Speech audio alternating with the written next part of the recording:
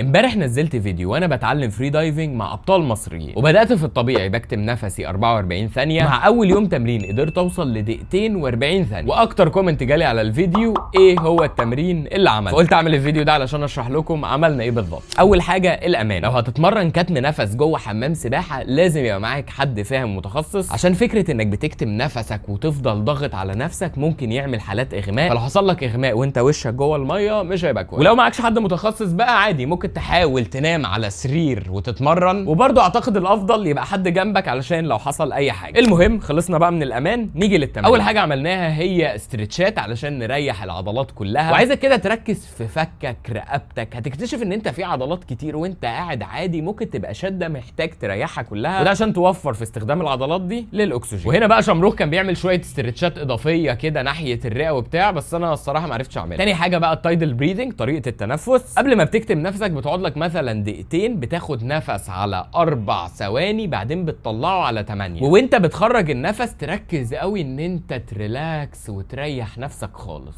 الخطوه الثالثه بقى وهي ازاي تاخد نفس كبير. انا برضو ما عرفتش اعملها صح قوي، بس اللي اتعلمته ان انت بتحاول تاخد نفس تملى بطنك كلها الاول، بعد كده تبدا تملى صدرك لفوق بحيث يبقى عندك اكسجين كتير، وبعديها بقى طبعا بتكتم نفسك وتحاول تريح خالص ما تحركش اي عضله. وعايزكم كده معايا تعملوا الاختبار ده، جربوا خدوا نفس كبير واجروا وانتوا كاتمين النفس، هتلاقوه خلص منكم في ثواني، لان بكل بساطه عضلاتك لما بتتحرك هي اللي بتستهلك الاكسجين. في نفس الوقت ذهنك مفروض يبقى صافي ورايق خالص، اتفرج كده على الافكار وسيبها تعدي من قدامك، لان برضو لو انشغلت مع فكره او قلقت او عملت اي حاجه من الحاجات دي هتلاقي برضو بتسحب اكسجين. ودي طبعا تمرينات بيزك، اعتقد كل ما هتتطور هيبقى في تمرينات اعلى واعلى. اللي دربني انا كان عمر شمروخ تبع كايرو فري دايفر، فاكتبوا لي في الكومنتس لو عندكم اي اسئله ليها علاقه بتجربتي للفري دايفنج قبل ما ننقل على التجربه اللي بعدها.